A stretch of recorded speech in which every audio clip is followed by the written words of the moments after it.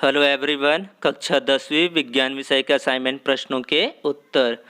प्रश्न क्रमांक पहला है, पीएच का पूरा नाम लिखकर दैनिक जीवन में महत्व बताइए कि मुंह का पीएच मान 5.5 से कम हो जाने पर दांत खराब होना क्यों शुरू हो जाते हैं।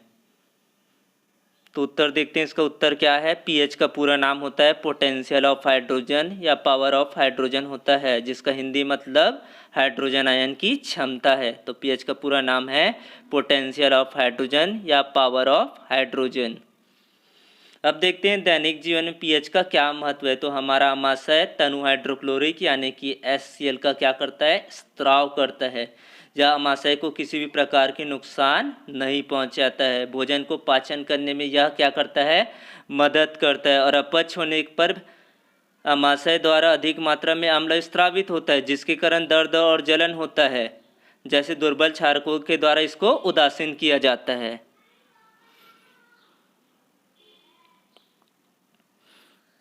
अब आगे देखते हैं इसी प्रश्न का तीसरा पार्ट। तो मुंह का पीएच मान 5.5 से कम हो जाने पर तो पुनः खरजनीकरण की तुलना में अखनिजीकरण क्या होता है, अधिक तेजी से होने लगता है।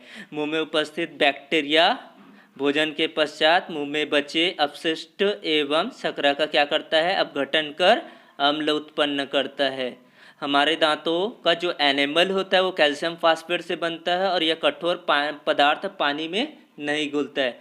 पीएच का मान कम हो जाने पर क्या हो जाती है, अम्लीयता बढ़ जाती है। दूसरा प्रश्न देखते हैं, क्या है, वह ताप ज्ञात कीजिए जो सेल्सियस व फ़ारेनहाइट में क्या हो, समान हो।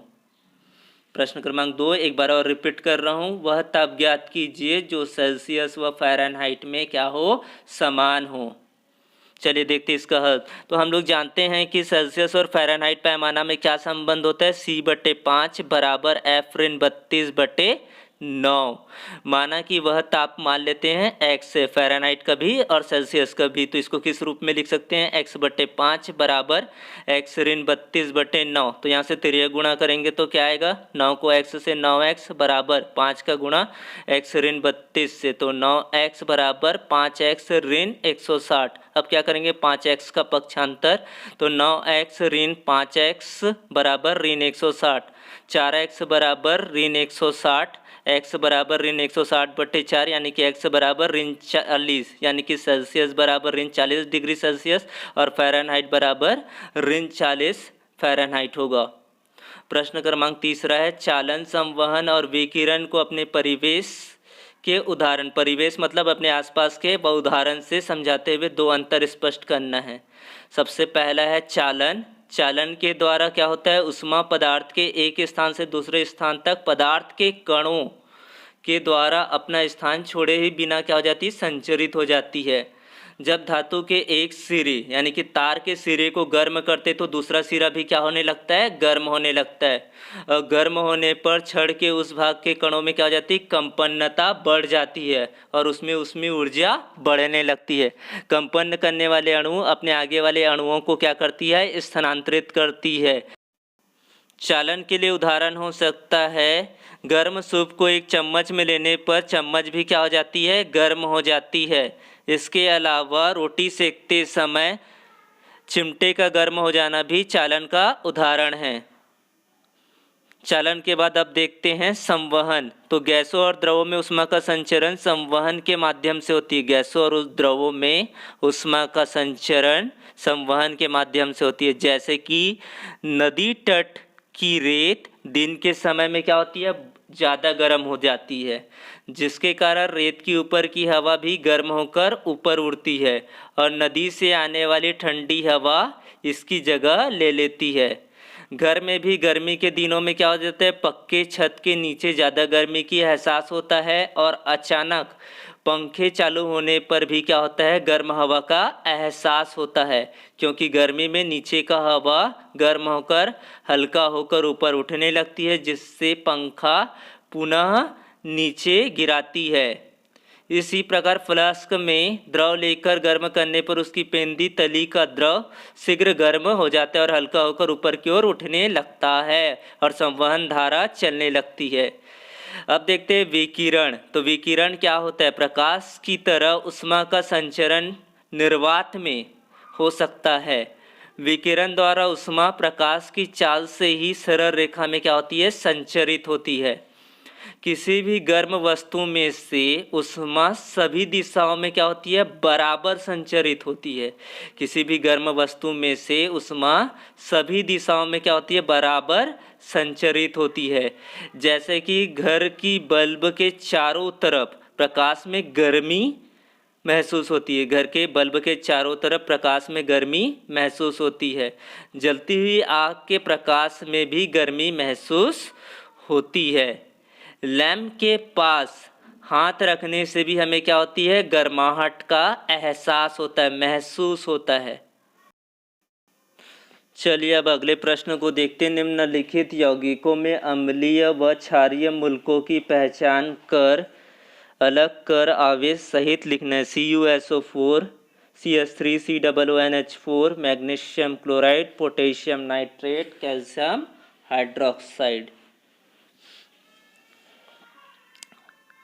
चलिए देखते हैं इसे किस तरह से, कौन सा अम्लीय मूलक होगा और कौन सा क्षारीय मूलक होगा। पहला दिया CuSO4, CuSO4 मीन्स होता है कॉपर सल्फेट। कॉपर का जो भाग होता है वो धनात्मक भाग होता है, जो सल्फेट में होता है वो ऋणात्मक भाग होता है। लवण का धनात्मक भाग क्षार से आता है जिसे क्षारीय मूलक कहते हैं। यह अम्ल से आता है तो इसे क्या कहेंगे? अम्लीय मूलक कहेंगे। यहाँ पर जो कॉपर 2+ है, 2 हाइड्रोक्साइड आयन को लेकर क्या बन जाएगा? कॉपर हाइड्रोक्साइड, जो क्षारीय मूलक का क्या है? स्रोत है। अब देखते हैं सल्फेट।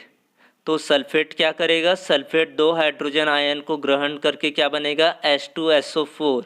ये क्या है? अम्लीय मूलक के स्रोत है। चलिए एक बार और रिपीट करते हैं इसको। CuSO4 यानी कि कॉपर सल्फेट, Cu++ यानी कि यहाँ पर 2 धनात्मक चार्जेस होते हैं। धनात्मक भाग क्या होता है? क्षारीय, और ऋणात्मक भाग क्या होता है? अम्लीय होता है। यानी कि इसको सल्फेट में यहाँ पर क्या होगा? 2 ऋणात्मक चार्जेस होंगे। अगला देखते हैं CH3COONH4 यानी कि अमोनियम एसीटेट। तो यहाँ पर जो अमोनियम में होगा वो प्लस चार्जेस होगा, धनात्मक चार्जेस होगा।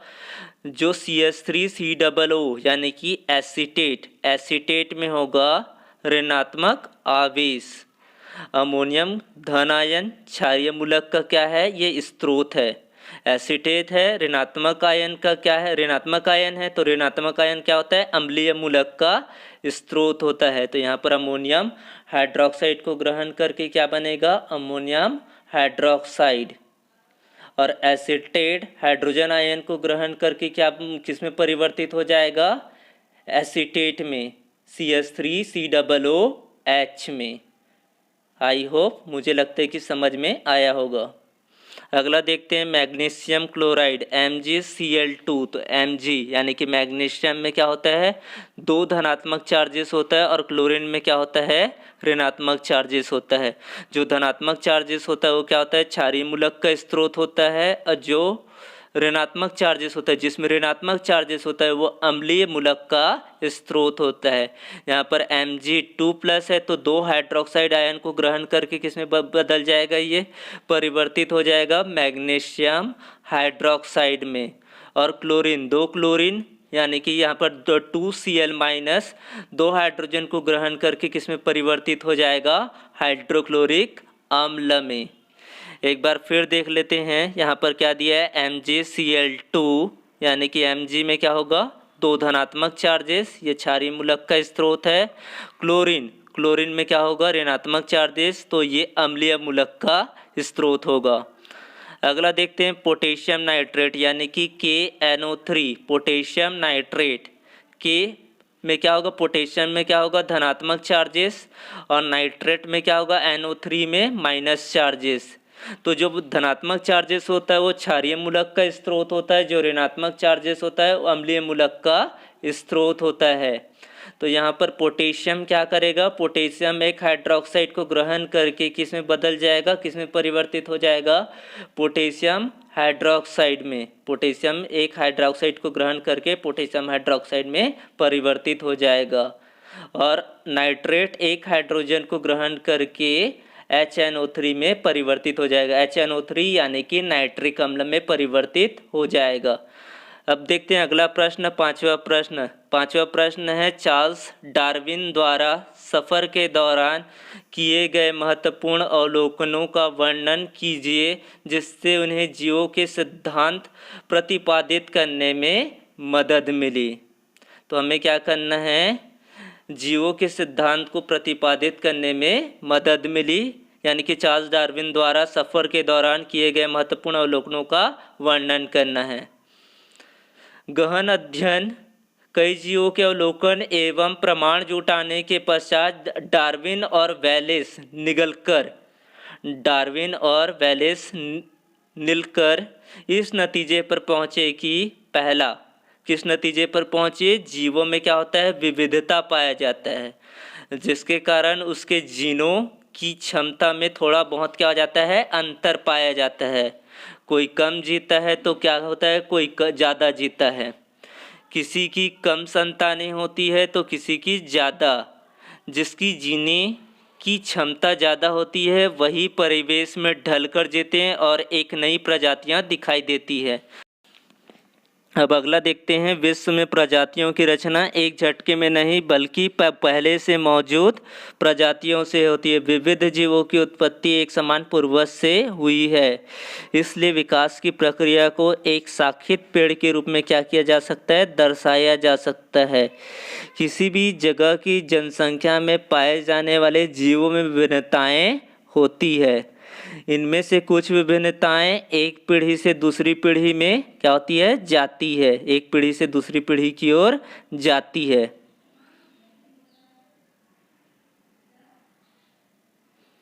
अब देखते हैं अगला क्या है, हर प्राणी विशेष का अस्तित्व बनाए रखने के लिए उनमें कुछ खास क्या होती है, विभिन्नताएं होती है। एक प्रजाति में यह विभिन्नताएं एक पीढ़ी से दूसरी पीढ़ी तक क्या होती है, पहुंचती है।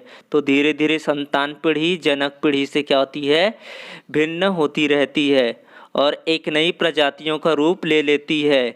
प्रजातियों का विकास पीढ़ी दर पीढ़ी पहुंचने वाली ऐसी कुछ विभिन्नताओं से होता है और किसी परिस्थिति, प्रजातियों का विकास पीढ़ी दर पीढ़ी पहुंचने वाली ऐसी कुछ विभिन्नताओं से होता है और किसी परिस्थिति में यह लाभदायक क्या होता है, सिद्ध होता है।